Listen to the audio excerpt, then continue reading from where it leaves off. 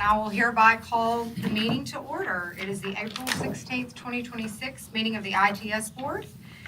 Welcome to our guests and those of you joining via YouTube. For those of you joining via YouTube, today's agenda can be viewed via the ITS webpage at www.its.ms.gov by clicking About, then Board Meetings, and then Agenda next to today's date. If you are attending via live stream, please send an email to meetingminutes@its.ms.gov with your name and the entity you represent for our minutes to reflect your attendance. And with that, we will move to agenda item number 1, which is approval of the March 19th, 2026 minutes. Madam Chair, I'm sorry. We have not had an in-person meeting in so long. I forgot to remind or ask if you wanted to introduce guests from the audience. Oh, okay. Oh, yeah, I did forget that big step. So have everyone introduce themselves one by one. Yes, staff. And they got a serpentine. Was that what you were going to say?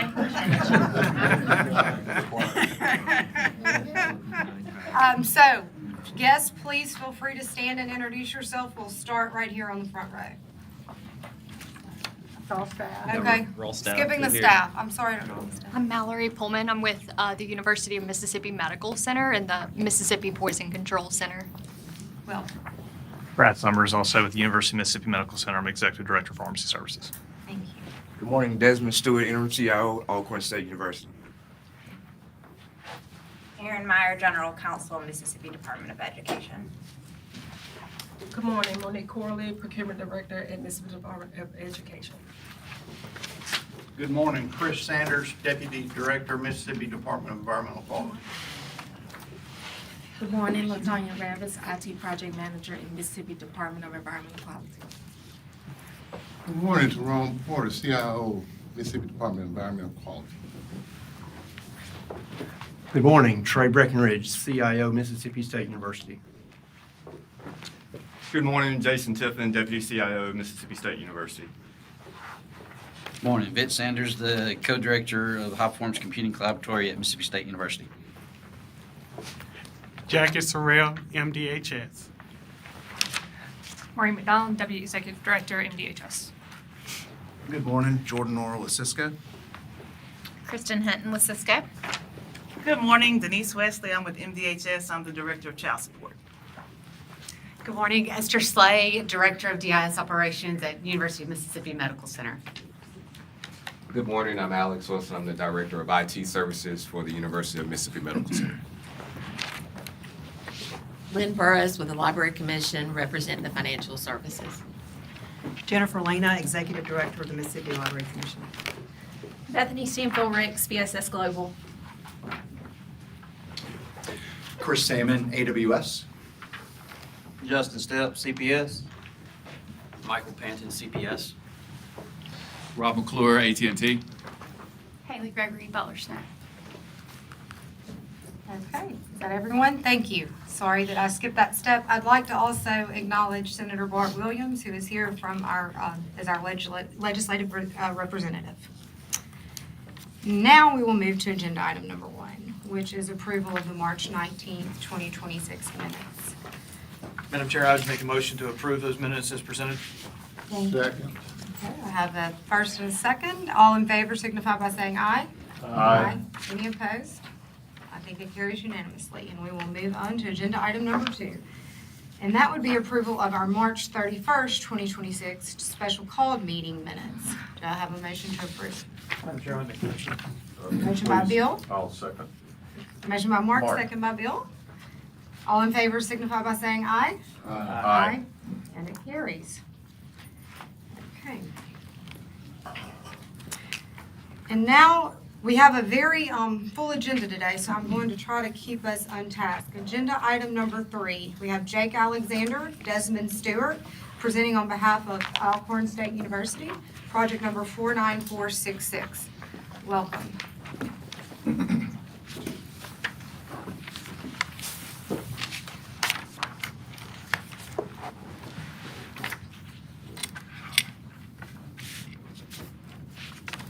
Good morning. Morning. Good morning. Today we'll be requesting approval for an increase to the exemption request for an enterprise resource planning system for Alcorn State University. The exemption procedure allows agencies and institutions to request exemption from ITS to handle specific information technology procurement projects that, by law, require solicitations of bids or proposals without the involvement of ITS. The exemption procedure is designed for projects involving traditional information technology equipment, software, or services which the agency/institution has the in-house resources and expertise to procure. For exempted acquisitions, the purchasing agency is responsible for making the purchase within the dollar amounts authorized by ITS on the CP1 acquisition approval form and for following all applicable statutory requirements throughout the procurement process, including but not limited to those outlined in Title 25, Chapter 53 of the Mississippi Code. In 2021, ASU requested an exemption from ITS to conduct a competitive procurement for managed cloud services related to ASU's Ellucian banner system. Since 2021, the agreement with Tharcio IT has continued to be renewed with the current agreement expiring June 30, 2026. Now ASU seeks to renew the agreement for an additional 3-year term. The staffs of ITS and ASU jointly recommend the approval of the $610,740 increase to the original exemption request for a revised not to exceed total estimated 9-year life cycle cost of $1,603,764.62. With me today to answer any questions you might have is Desmond Stewart, Interim CIO. Good morning. Thank you. Good morning. Any questions or comments from the board? Hearing none, do I have a motion? Madam Chair, I'd make a motion to approve. A motion and a second. All in favor signify by saying aye. Aye. It carries, easy enough. Thank you. Yeah. Thank you.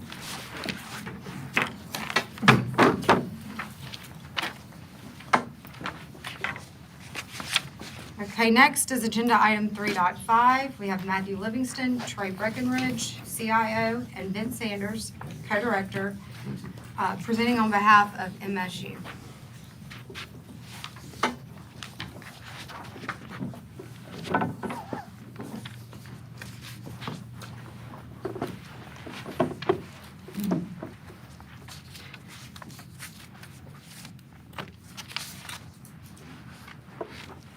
Good morning. Agenda item number 3.5, project number 49564, requesting approval for an increase to the exemption request for an acquisition of high-performance computation and storage systems for Mississippi State University, MSU. MSU currently operates the High Performance Computing Collaboratory, HPC-2, with 5 computational clusters ranging from 100 to 1,800 nodes, and is establishing a new data center. In 2025, MSU requested an exemption from ITS to conduct a competitive procurement for high-performance computation and storage systems related to their new data center's requirement for high-performance computing, power, and cooling requirements. MSU was granted an exemption for $8 million to support this endeavor. Unfortunately, due to dramatic price increases for computing systems, MSU will need to request further capital to align with industry standards. MSU is requesting an additional $9 million increase to the original exemption to be able to complete this procurement. The staffs of ITS and MSU jointly recommend the approval of this $9 million increase to the original exemption request for a revised not to exceed total estimated 5-year life cycle cost of $17 million. From MSU to answer any questions regarding this project are Trey Breckenridge, Chief Information Officer, and Vincent Sanders, Co-Director, High Performance Computing Collaboratory. Thank you. Any questions, comments from the board? Mark? Given the rapid inflation in this space, is 17 enough? It's never enough. It is enough for now. We have additional federal funding that we've been able to leverage since the original CP1 request. And so we feel that 17 is sufficient to meet our immediate needs. So, I think my point is more along the lines of, so this is still an exemption request, right? That's correct. And so you still have to go out to bid and go through the process? We do have parts of that. We started a procurement a bid, and the costs have come in higher than we initially thought, so. Okay, so you have enough data here to say 17 should get you there? That's correct. Okay, all right. You expect to be back again? Not for an exemption, not to add to this CP1, maybe for a new CP1. No further questions. What split as far as federal and state funds is this? Do you know? This procurement is mostly federal money that we're now able to leverage with a very small amount of state money. Any other questions, comments from my board members? Move approval. I have a move to approve. I have a second. All in favor signify by saying aye. Aye. Thank you. Thank you. Okay, next up is number 4, Danetta Durr and Justin Stepp, presenting on behalf of the Mississippi Department of Child Protective Services, also Michael Panton.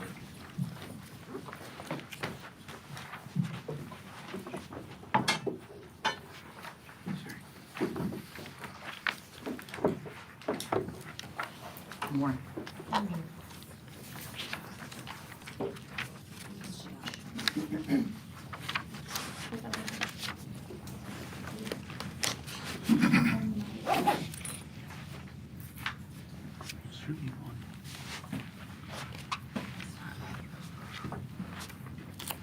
Go ahead, proceed. Yeah. Okay. Thank you, Dina. All right, agenda item number 4 is for project number 49533, submitted under the ITS Plan Purchases Procedure by the Mississippi Department of Child Protection Services. An agency using the EPL Plan Purchases Procedure is given authorization up to a specified dollar amount to make the identified procurements from the EPLs without further ITS involvement. For this particular purchase, the EPL is the National Association of State Procurement Official Value Point Software Value-Added Reseller Cooperative, which was the result of a formal competitive solicitation and is in alignment with Mississippi Public Purchasing Law. The Mississippi Department of Child Protection Services has been using the DocuSign e-signature solution since 2015, when the agency needed a way to automate its document management process.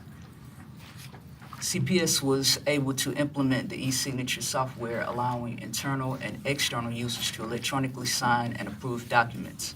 This implementation enhanced workflows and it aligns with the agency's sustainability initiatives. CPS is currently seeking continued use of the DocuSign e-signature solution for an additional 2 years. The agency plans its continued use of the software in order to streamline digital workflows, enhance accuracy, and to secure encrypted, legally compliant signatures, amongst other initiatives standard with the department.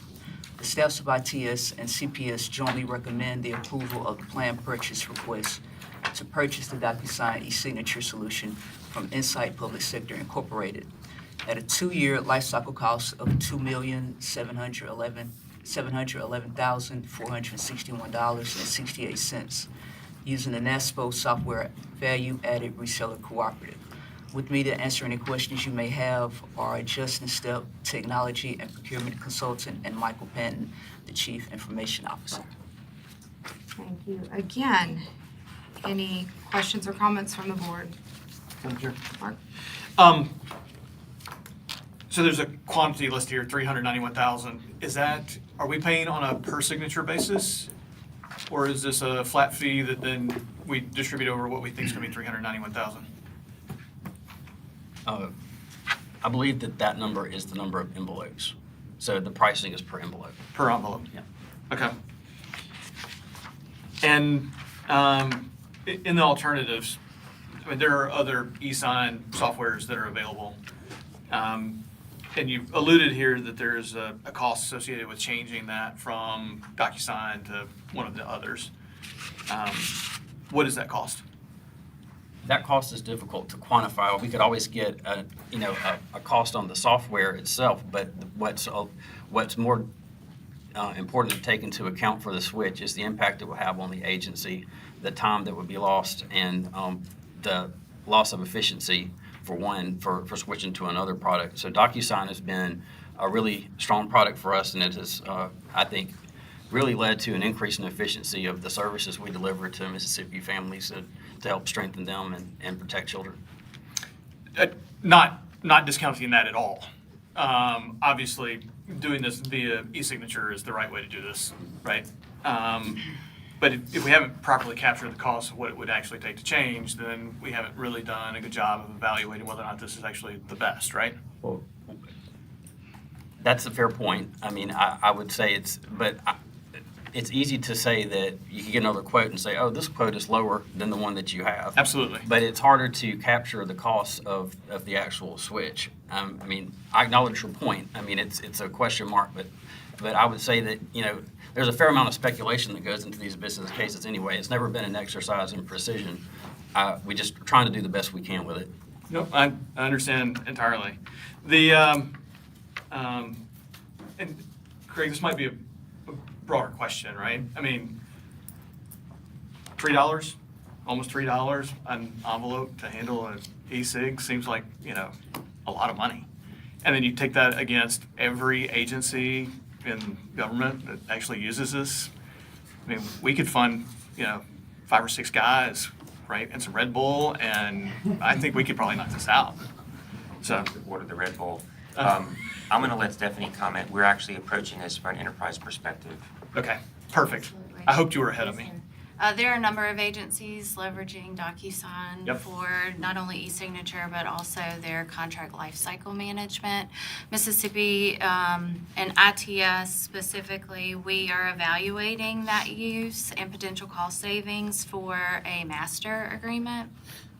We are also probably, depending on how fast we can move, potentially the first state to migrate to a new cost model, which is per user instead of envelope. So each user can send as many documents as necessary.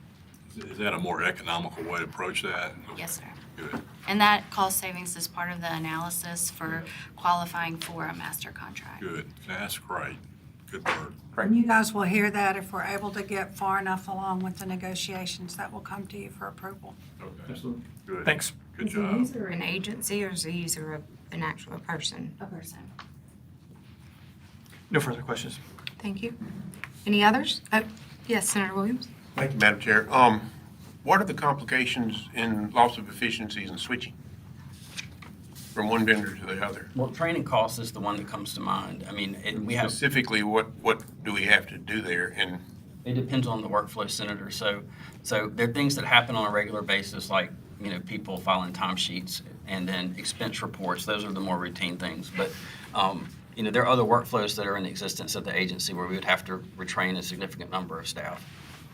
okay, so with this, is this a single source here, or do you do an RFP that, you know, knowing that software dollar difference would be a good number to know?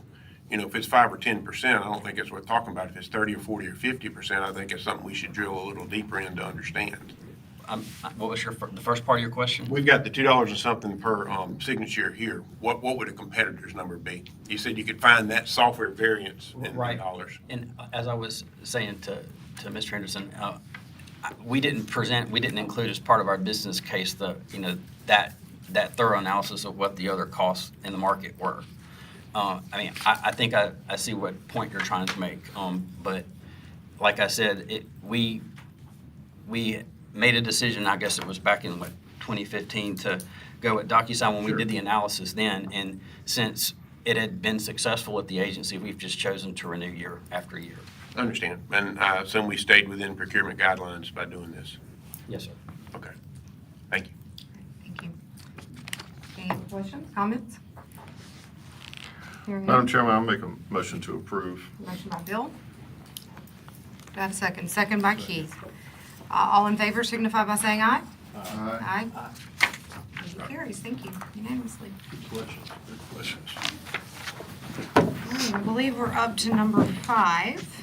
We have Christopher Gooday, Tyrone Porter, Chris Sanders, LaTanya Reeves, presenting on behalf of MDEQ.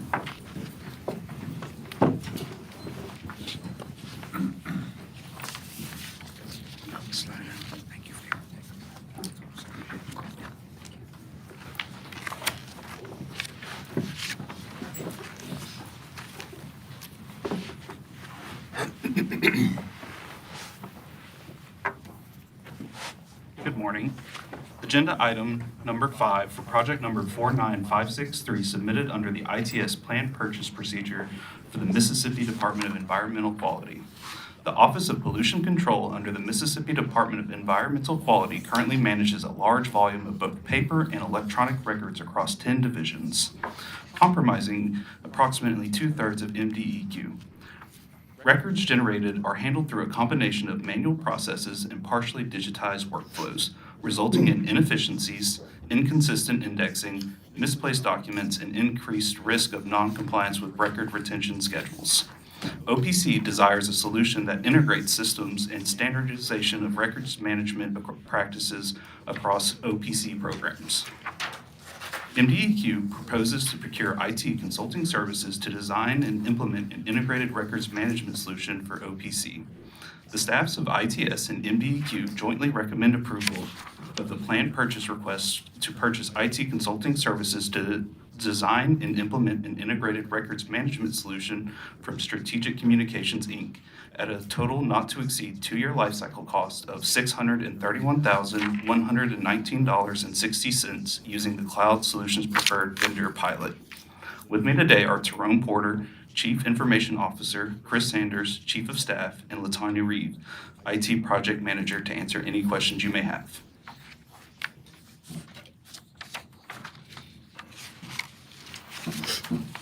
Have you looked at using this solution across some of the other divisions of MDEQ? Yes, sir. Good question. We started off with our Office of Pollution Control that does incorporate most of our agency. We fully anticipate that the solution that gets put in place and then us learning that solution, that we would be able to carry it to the remaining offices of our agency with foregoing any additional contractual costs.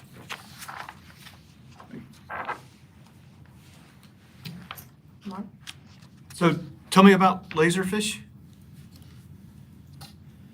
So it's a solution that actually our neighbors in Alabama used when we were looking at a solution for this issue. We went and visited our sister states in Louisiana and Alabama.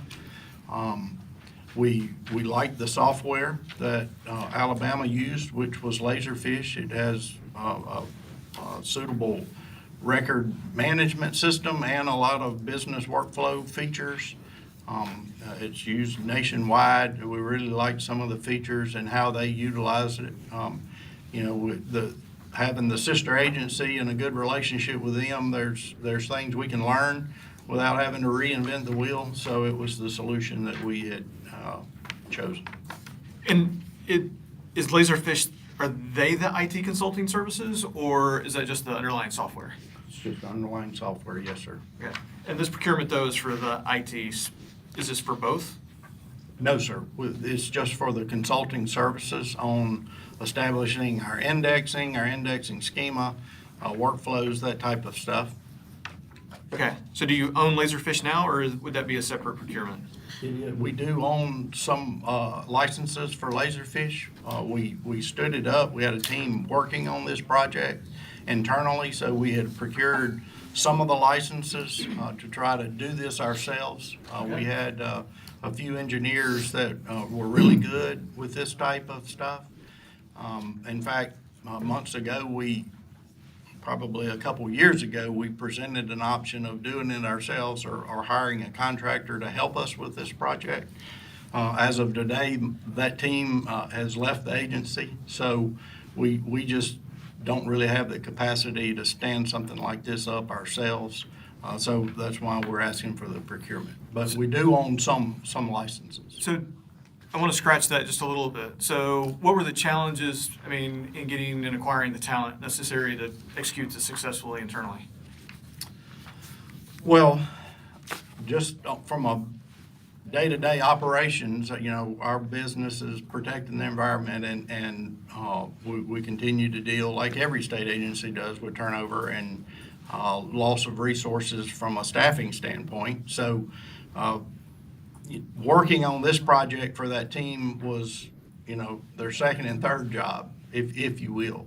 And we ended up losing those staff and just continue to battle with turnover to try to do the daily stuff. So we felt like we needed to procure some contractual help. So what would you attribute losing the staff to?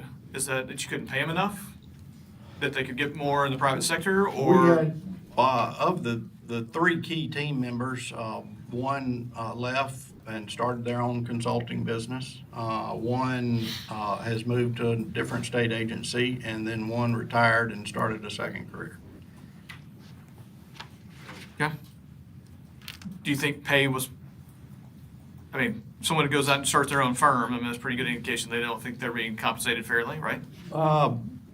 I think for the retiree, yes, they had obvious personal obligations, but they're able to get the state retirement and then go into the private sector and draw another income. So it was directly related to compensation. So if you wanted to do it internally, what would you have had to do differently to be successful in it?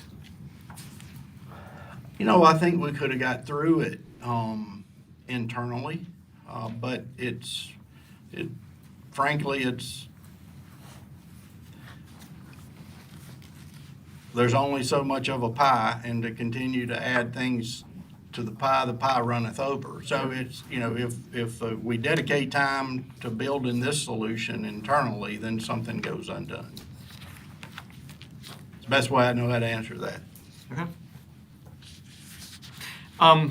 And the services here, the people that have been chosen for this, can you tell me about them? Yes, sir.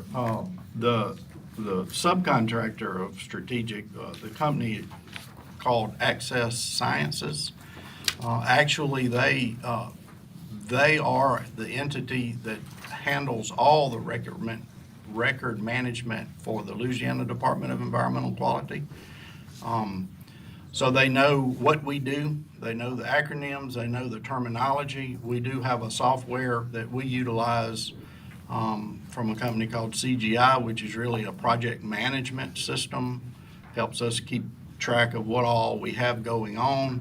Louisiana also uses that project management system, so this company knows that system. They know what we do, they know the terminology, they're very well suited, we believe, to tackle this. And almost final question, penultimate question maybe. So Access Systems, are you getting dedicated resources? Are they going to be embedded here at your offices, or where are they going to be? Both. They'll have staff on site working. They will be also able to do some of this remotely. They're located, I think most of their staff are located out of Baton Rouge. Got it. Thank you. So they're ready to take over dam control as soon as get rid of McCurcher. Something like that. Do you think you have the resources, the staff internally to work with these outside consultants to do the implementation and configuration, and then to oversee that the deliverables are met and we stay on budget and on our timeline? Yes, ma'am, I think so. I've told our executive director that I figure the next 6 months of my life is going to be arm in arm with these consultants, using the authority as chief of staff to ensure that we get the right people at the table from DEQ with the contractor, explaining their processes and getting this stood up. It's been a priority of our director to implement this system. We hear all the time from the public, our customers, that, man, it would be nice if all y'all's records were available online so they don't have to travel to Jackson and do records reviews. So it's not just a benefit to us. We recognize that this is something that the public desperately wants. And this is the beginning of that. Until we can get it all electronically and at least have it available to us, we'll have to address the PII stuff and all before we can put it out on the web, make it available on the web. Louisiana and Alabama both have their records available to the public on the web. So, that's where we're going. That's our goal. Also, when you start talking about AI and things of that nature, we've got to have this stuff digital. So I think it's a worthwhile investment, and I'm glad we're doing it. I just wanted to be sure that you were understanding that even though you don't have the internal staff standing it up, you've got to have internal Oh, staff yes. working with, doing a lot of the legwork. Yes, ma'am. We're aware of that. We know this is an elephant, and we're dedicated to getting it done. We just need somebody else to help us think through this. This is a project we firmly believe has got to have a good foundation before all the other links get added to the chain. Any other questions, comments? Hearing none, do I have a motion? Madam Chair, I make a motion to approve. Motion by Bill, second by Keith. All in favor, say aye. Aye. It passes. Thank you. Thank you.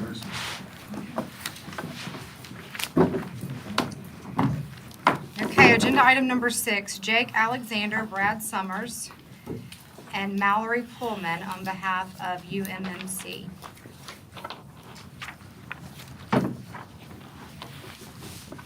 Welcome.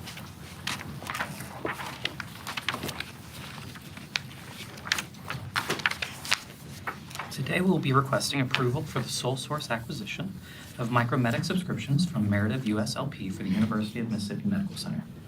In 2014, UMMC purchased Truven Health Analytic Micrometic Solutions via a sole source procurement for 3 years. In 2017, ITS, on behalf of the University of Mississippi Medical Center, began issuing notices of intent to certify sole source for Micrometic Solutions software and internet subscriptions to provide access to various databases that provide expanded drug information, including DrugDex, Complete IV Compatibility, and PoisonDex. Following a series of acquisitions and corporate name changes, ownership of the solution transferred to Meritive USLP in 2022, and ITS has issued additional notices of intent to certify sole source for Micrometic subscriptions, with the current certification period expiring on June 29, 2026. And UMMC wishes to renew the Micrometic subscription through June 29, 2029. ITS utilizes the provisions of public purchasing law for sole source and emergency procurements of information technology, Mississippi Public Purchasing Law, Mississippi Code Section 31-7-13, specifies that non-competitive items available from one source only be exempted from bid requirements. ITS statute in Section 2553(5)P permits ITS to utilize provisions in public purchasing law or regulations when applicable. Per public purchasing law, acquisitions must meet the certain criteria to be authorized as sole source, and advertised notice intent to certify sole source for this project is included as attachment B. On March 10, 2026, ITS advertised notice of intent to certify sole source number 4729 for UMMC for Micrometic subscriptions through June 29, 2029. No objections were received from the interested parties. Therefore, ITS is certifying the request as a sole source pending ITS board approval. The staffs of ITS and UMMC jointly recommend Meritive USLP as a sole source provider of Micrometic subscriptions as a total 3-year life cycle cost of $618,893.02. With this approval, the revised total life cycle cost of this project is $2,530,091.34. With me today to answer any questions you might have are Brad Sommer, Executive Director of Pharmacy Services, and Mallory Pullman, Managing Director for Mississippi Poison Control. You're welcome. Questions or comments? I would just had just curiosity. So is Meritive now the sole owner of Micromedics? It's changed names to companies now over the years. They have. They are. But it's still pretty much the same product as it was going all the way back to the Yes, sir, that's correct. original days. Okay. Yeah. What does it do? It does a lot of your pharmaceutical checking stuff like doses, drug-drug interactions, a whole lot of analytics for the pharmacy folks for safety reasons, mostly safety reasons. So, is that right? Yes, sir. I don't know if I forgot or not. Any other questions or comments? Motion approved. Yep. Okay, motion by Keith and a second by I'll Bill. second Or your second? Yeah, Keith and Bill. All in favor signify by saying aye. Aye. Any opposed? carries unanimously. Thank you. Thank you. Okay, agenda item number 7, Michaela Smith, Esther Slay, and Alex Wilson, presenting on behalf of UMMC. Welcome.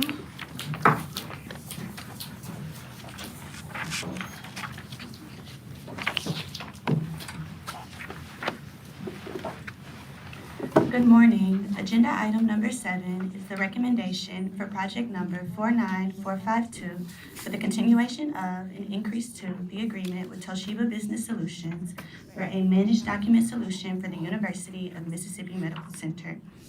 In September 2015, ITS and UMMC received approval to release RFP number 3823 for the acquisition of a managed document solution.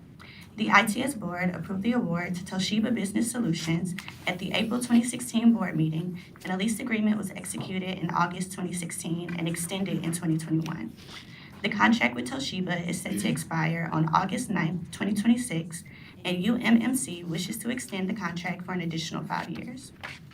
The staffs of ITS and UMMC jointly recommend approval of the continuation of and increase to the agreement with Toshiba Business Solutions through August 9, 2031, in an amount not to exceed $7,470,560 for a managed document solution.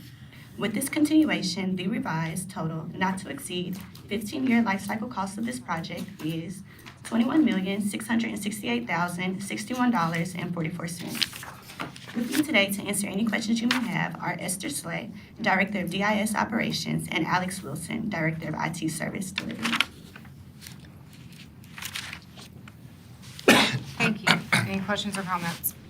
I was trying to come up with something I could get on to Esther about and ask her. I saw you looking at me, and I knew it was coming. But y'all did a good job putting it together, so there was nothing in there I could really complain about, so it looks good. All right. Let Esther used to work for me at St. Dominic. Okay. Long time ago. Long time ago. Couldn't have been that long. It wasn't that long, actually. It feels like a long time ago. Seasoned veterans. I'm sure I'd make a motion to approve. Motion by Bill, second by Keith. All in favor, say aye. Aye. Any opposed? Carries unanimously. Thank you. Thank you.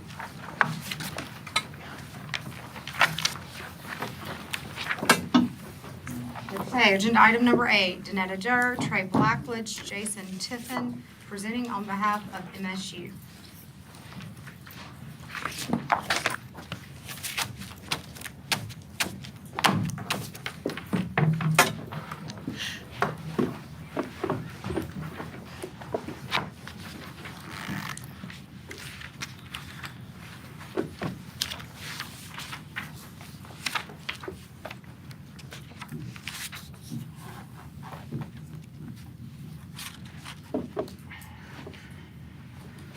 Agenda item number 8 is the recommendation for project number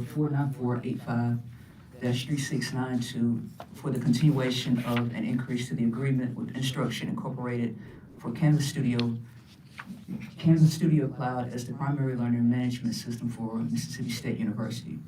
In September of 2012, ITS issued RFP number 3692 on behalf of the Mississippi Community College Board for the acquisition of a learning management system for use throughout the Mississippi Community and Junior College system.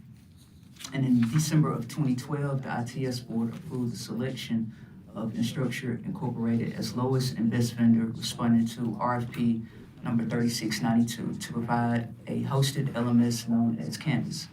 The Canvas Studio Cloud is the platform used by Mississippi State University for students and personnel to assess and manage their online course content. It allows users to create and manage courses while facilitating interactive online learning experiences. With Canvas, students can access the platform through a web browser or a mobile device. Also included under this contract are the Mississippi State University Canvas instance and the MSU Extension Service Canvas instance, both of which the institution is seeking to renew under one agreement. In 2018, MSU and ITS reused the award from RFP number 3692 and executed an agreement with Instructure Incorporated. Since then, ITS and MSU have amended the agreement to renew the cloud services subscription and added additional video platforms, and the current agreement expires on June 30th of 2026. The staffs of ITS and MSU jointly recommend approval of the continuation of an increase to the agreement with Instructure Incorporated through June 30th, 2029, in an amount not to exceed $1,534,985.54 for the Canvas Studio Cloud platform as the primary learning management system. With this continuation, the total 11-year life cycle cost is $4,388,738.93. With me today to answer any questions you may have are Trey Breckenridge, Chief Information Officer, and Jason Tiffin, Deputy Chief Information Officer. Thank you. Any questions or comments? Mark? How's Canvas billed? Is it per student? Correct. FTE. Yeah, and so in the write-up here, there's a 21,577 number and a 15,000 number? Correct. So 21,577 is main campus academic Canvas. The 15,000 is the extension instance of Canvas. So 36,000 students? Good job. No further questions. Thanks. Did I understand correctly that you're dropping one module or functionality and adding another? No, we are adding one that did not previously exist on our single contract, And research then- and curriculum unit. I'm sorry? The research and curriculum unit. Okay, so it's additional functionality. And then the initial contract was just for the main campus, and then we're adding the satellite institutions, or the extension in RCU? Extension in RCU. And so it would be a master contract type scenario. Exactly. Okay, any other questions, comments? I have a Make motion. Motion by Mark, Second. second by Bill. All in favor signify by saying aye. Aye. Carries unanimously. Thank you. Thank you. Thank you.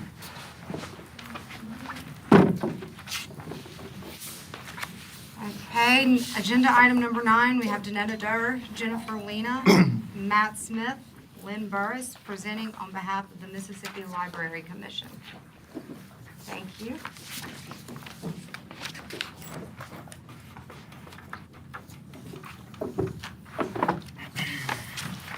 All right, agenda item number 9 is the recommendation for project number 04-3387 for the continuation of an increase to the agreement with Autographics Incorporated for the Autographic Share System for statewide resource sharing support for the Mississippi Library Commission.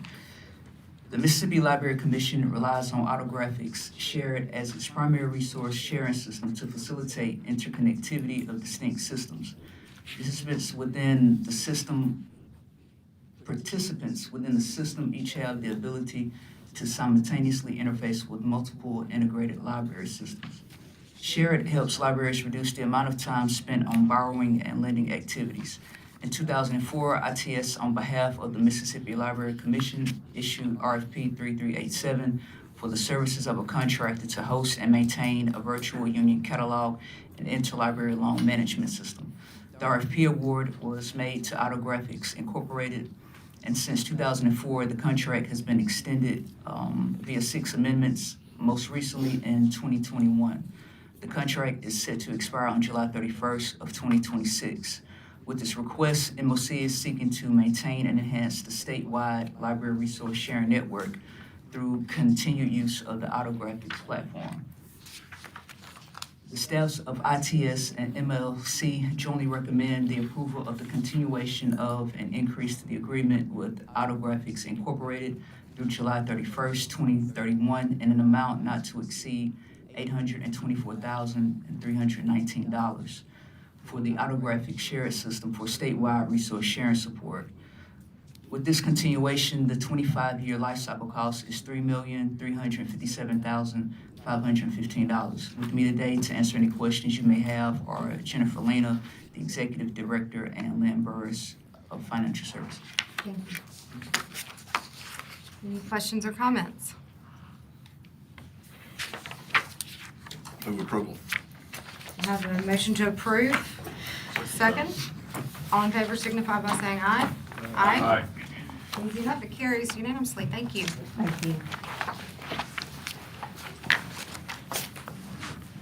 Agenda item number 10 is Jake Alexander, Maureen McDonald, and Denise Wesley presenting on behalf of MDHS.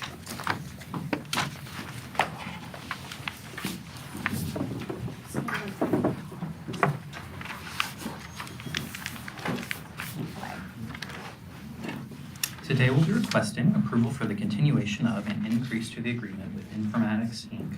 for parent locate and financial institution data match FIDM services for the Mississippi Department of Human Services.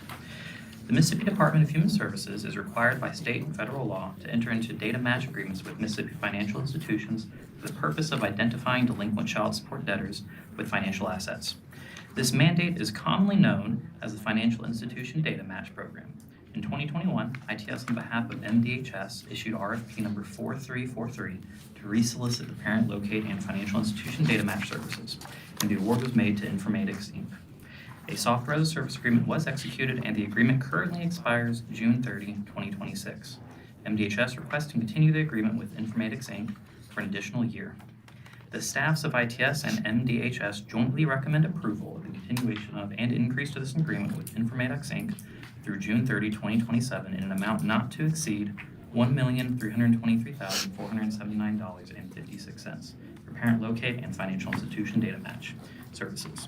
With this continuation, the revised total not to exceed 6-year life cycle cost of this project is $6,418,671.64.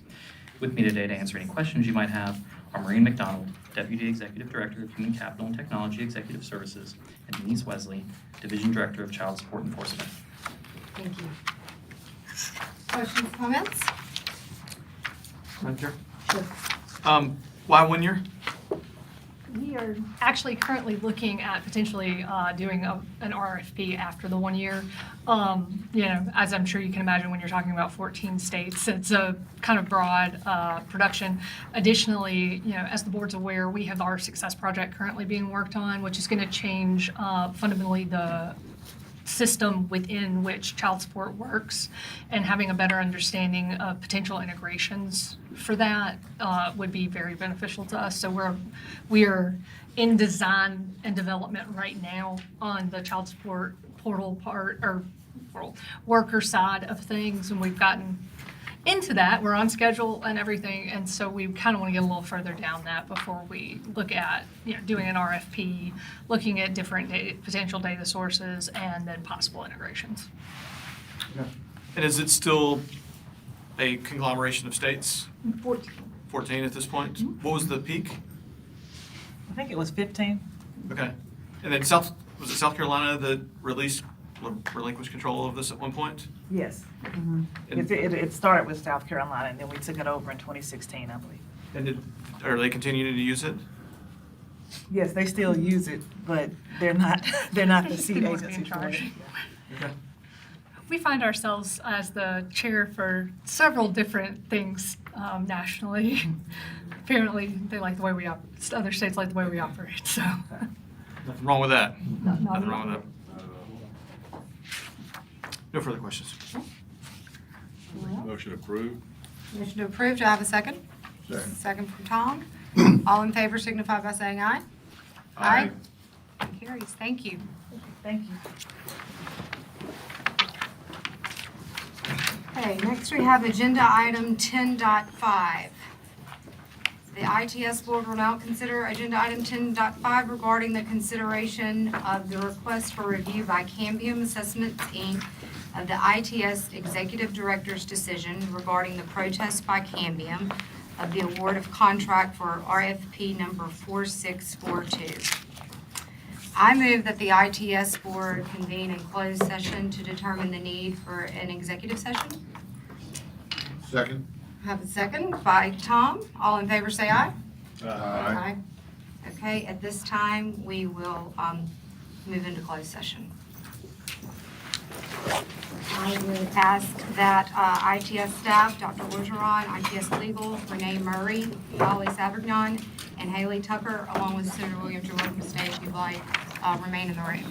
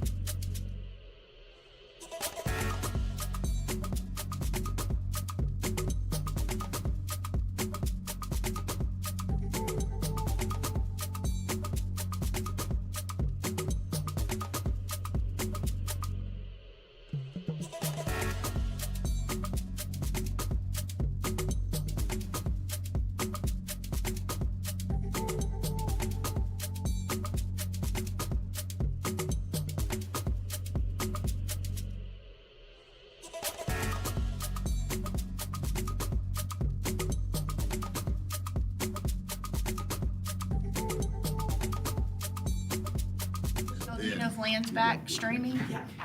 And it was to defeat people going just And we do straight have up people into session. back in the room for open session as well. Executive session. Okay, welcome back. And we are now back in open session.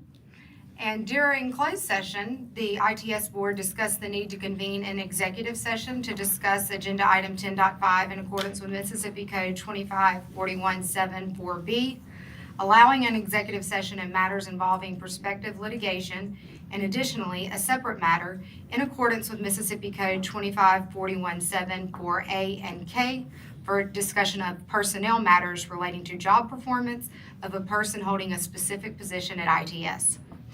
I now move that the ITS Board convene an executive session to discuss the prospective litigation matter and a personnel matter. Is there a second? Second.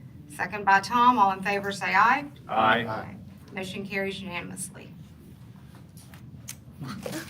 The motion to convene an executive session passes. ITS staff, Dr. Orgeron, ITS legal, Renee Murray, Holly Savignon, and Haley Tucker should remain in the room. Senator Williams, you're also welcome to stay. Everyone else, please leave the room. Further, ITS staff operating the live stream, please verify that executive session is in progress with the public attending via YouTube and that the sound from this room has been turned off while we convene an executive session.